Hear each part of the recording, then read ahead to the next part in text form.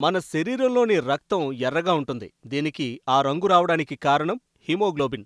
శరీరంలో ఈ హిమోగ్లోబిన్కు మూలాధారం ఇనుము. ప్రాణవాయువును కణాలకు చేరవేయడం హిమోగ్లోబిన్ యొక్క పని. మరొక విధంగా చెప్పాలంటే కణాలకు ప్రాణవాయువును అందించే ప్రధాన మూలకం ఇనుముగా చెప్పొచ్చు.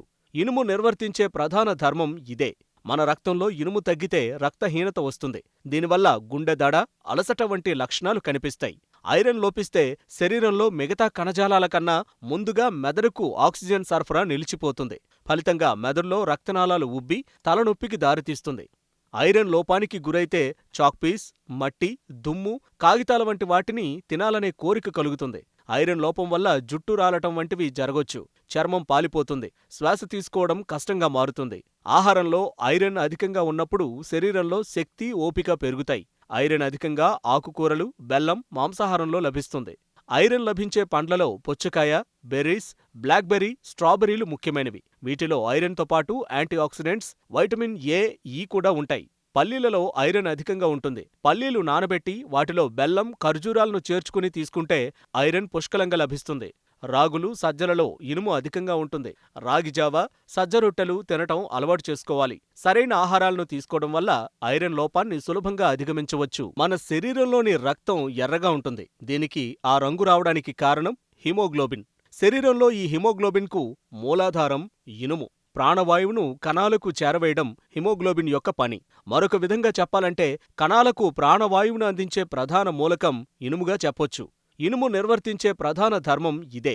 మన రక్తంలో ఇనుము తగ్గితే రక్తహీనత వస్తుంది. దీనివల్ల గుండె దడ, అలసట వంటి లక్షణాలు కనిపిస్తాయి. ఐరన్ లోపిస్తే శరీరంలో మిగతా కణజాలాల కన్నా ముందుగా మెదడుకు ఆక్సిజన్ సరఫరా నిలిచిపోతుంది. ఫలితంగా మెదడులో రక్తనాళాలు ఉబ్బి తలనొప్పికి దారితీస్తుంది.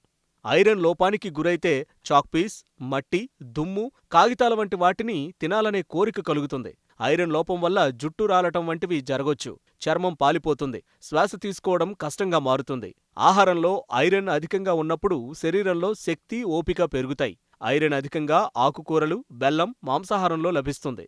ఐరన్ లభించే పండ్లలో పుచ్చకాయ, బెర్రీస్, బ్లాక్బెర్రీ, స్ట్రాబెర్రీలు ముఖ్యమైనవి. వీటిలో ఐరన్తో పాటు యాంటీఆక్సిడెంట్స్, వైటమిన్ ఏ, ఈ కూడా ఉంటాయి. పల్లీలలో ఐరన్ అధికంగా ఉంటుంది. పల్లీలు నానబెట్టి వాటిలో బెల్లం, ఖర్జూరాలను చేర్చుకుని తీసుకుంటే ఐరన్ పుష్కలంగా లభిస్తుంది.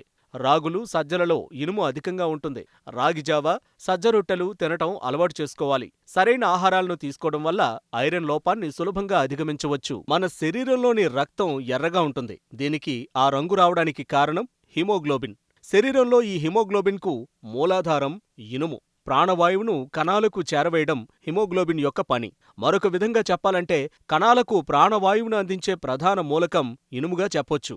ఇనుము నిర్వర్తించే ప్రధాన ధర్మం ఇదే. మన రక్తంలో ఇనుము తగ్గితే రక్తహీనత వస్తుంది. దీనివల్ల గుండె దడ, అలసట వంటి లక్షణాలు కనిపిస్తాయి.